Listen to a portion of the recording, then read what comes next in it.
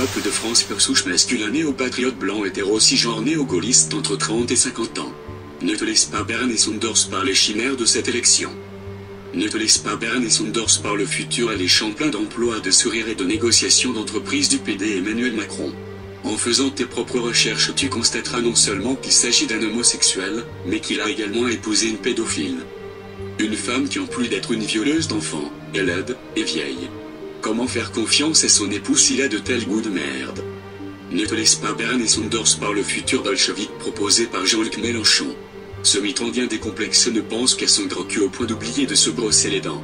Reptilien patenté, il est le meilleur complice du socialisme historique, qui a fait des centaines de millions de milliards de victimes connues ou non connues au travers des siècles. Son alliance cubano-bolivarienne et sa vénération de la Chine visent à nous ramener aux heures les plus sombres de notre histoire. C'est-à-dire entre minuit et 4 heures du mat. Ce futur de punk à chien et de 8.6 serait encore aggravé si tu votais pour Benoît Hamon. Ce clone raté de Manuel Valls en mode gentil cherche en effet à légaliser le cannabis et à rendre son acquisition plus simple grâce aux revenus de base.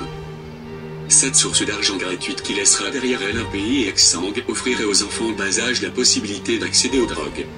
Commençant par le cannabis, il poursuivrait ensuite vers la coke, l'héroïne, la crocodile et plein d'autres merdes qui réduiraient notre belle jeunesse à l'état de zombie. Ce n'est pas ce que vous voulez, n'est-ce pas? Marine Le Pen semble être un excellent choix pour redresser la France, son patriotisme, son racisme, sa haine des Arabes, des Juifs, des Noirs, sa passion pour la rafle du Valdiv, tout cela allait dans le bon sens.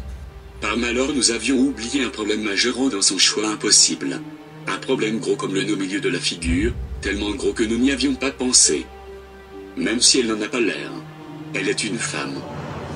Si cette connasse gouverne le pays, qui s'occupera de faire la cuisine? Et autre problème. Peut-être pire encore. Si cette conne est élue, elle nommerait un PD sidaïque Premier ministre. Un PD qui a mangé tant de sperme que sa peau est devenue blanche comme un cul. Philippot, ce vampire de la bite, même les coiffeurs et le gloriole ne veulent pas de lui. Ancien bobo gauchiste reconverti au néo-nazisme, il tente depuis des années de dédiaboliser le mouvement, mais qui vous a dit que nous souhaitions le dédiaboliser? Bien au contraire, nous voudrions que le Front National devienne le Front sataniste, avec pour objectif de réinvoquer Hitler et Dracula d'entre les morts. Ne votez pas pour Marine et son PD de Premier ministre potentiel. Les autres candidats sont tous très bien, leur qualité première est leur impossibilité d'être élus. Au fait, vous connaissez l'UPR?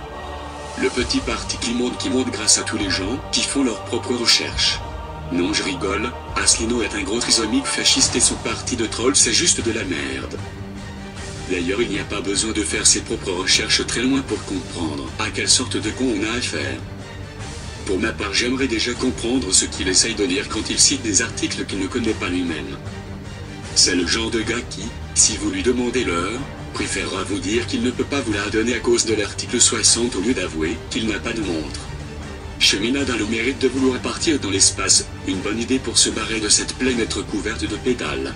Malheureusement, l'excellente journaliste Caroline Fourest a démontré qu'il était le patron d'une secte hitlérienne. Cela nous rappelle encore une fois les heures les plus sombres de notre histoire. Arrêtons-nous 2 secondes sur Caroline Fourest. Lors d'un reportage présentant la menace Cheminade, elle s'était filmée marchant dans la nuit comme Batman, mettant en garde les Blancos et le monde libre contre un homme qui pourrait faire basculer l'univers dans une dictature dictatoriale. Oui, une dictature carrée, pire qu'une simple dictature. Les preuves étaient absolument accablantes, et depuis nous prenons cette menace particulièrement au sérieux. Et cela même si notre petit doigt nous fait quand même nous demander si Caroline n'aurait pas juste voulu se mettre en scène tellement elle est auto-lesbienne, et s'entraîne tous les soirs à essayer de lécher sa propre chatte. On ne dira rien sur Poutou et Jean Lassalle. Chacun à leur manière, ils sont nos héros, et nous aimerions sucer leur verge si cela ne nous rendait pas instantanément pédés. Quant à Nathalie Arthaud, outre que son communisme nous rappelle encore les heures les plus sombres de notre histoire, c'est en plus une femme. Comme précédemment, si elle est élue, qui s'occupera de faire la cuisine? Je vous le demande. Dans la démocrature dans laquelle nous vivons, il n'y a malheureusement plus rien à faire. Le dernier espoir réside dans l'initiative citoyenne du mouvement du 14 juillet à Éric Fiorilly. Nous vous promettons que depuis la dernière fois, les divers chefs autoproclamés se sont calmés et mis d'accord. Retrouvez-nous le 14 juillet pour un apéro révolutionnaire. Nous demanderons aux forces de l'ordre de bien vouloir respecter la Constitution, et de se rallier avec le premier venu qui leur dit qu'il faut s'opposer au gouvernement. Ne vous inquiétez pas, ils sont obligés de le faire. Dans le cas contraire, ils feraient un acte de haute trahison. Nous irons ensuite démonter les péages autoroutiers qui nous volent notre argent, si possible en commençant en priorité par celui à côté de chez moi, qui me casse terriblement les couilles chaque fois que je pars à la pêche. Nous ferons un sitting à 30 devant BFM TV en espérant que ce coup-ci nous serons plus nombreux que les employés qui sortent fumer leur clope.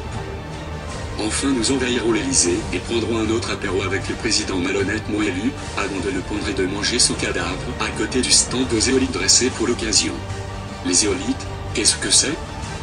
Ces pierres magiques en vente sur demosophie.com facilitent vos sorties hors du corps, augmentent la puissance anticancéreuse des traitements homéopathiques, luttent contre la radioactivité et les microparticules.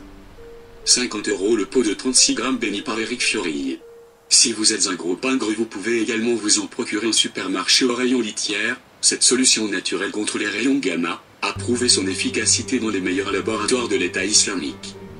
Réduite en poudre et absorbée par le nez, comme de la coque, la zéolite vous rend extrêmement puissant et courageux. Il se dit d'ailleurs que lors de l'attentat du Bataclan, Salah Abdeslam, ce gros PD qui se fait passer pour Tony Montana, comme si on avait oublié qu'il s'était dégonflé, avait consommé sa part en se la mettant par erreur dans son cul, confondant ce dernier avec sa tête, au contraire de ses petits camarades plus dociles et sérieux comme de bons chiens. Pauvre de lui, vénéré par des abrutis, il n'a plus que sa mimine pour se vider les gargouilles dans sa cellule. Au contraire de ses amis qui ont 70 laidrons à baiser pour l'éternité. Suis-je le seul à me dire que 70 connasses pour l'éternité, ça fait franchement pas beaucoup. Qui plus est, faudrait vraiment se demander pourquoi elles sont vierges avant de signer le contrat. Si encore on me promettait 70 putes de chez Playboy, je pourrais avoir un semblant d'hésitation. Mais si c'est pour se taper 70 Roselyne Bachelot, chiante et avec des tronches de poney, c'est juste pas la peine. Quoi qu'il en soit, le 14 juillet il y aura de la zéolite. Je ferai en sorte d'en ramener, qui n'aura pas trop été maculé de pisse et de merde par mon chat. En ces heures sombres, où même le terrorisme commence à s'humoriser, où la première pédale qui flingue sa grand-mère pour une vague histoire d'inceste gérontophile, voit aussitôt son meurtre revendiqué par Daesh. Nous vous invitons tous à réagir, et à venir nous rejoindre à l'apéro par tous drogue du 14 juillet. En commençant par mon péage. D'ici là, arrêtez de vous comporter comme des porcs et de vous engueuler sur qui voter. Tous vos candidats s'en détacheront, alors faites pas mine qu'il y en a un mieux que les autres, et foutez la paix à vos copains qui ne sont pas d'accord avec vous. Car autrement, vous nous rappelleriez les heures les plus sombres de notre histoire. En vous remerciant, Quenelle.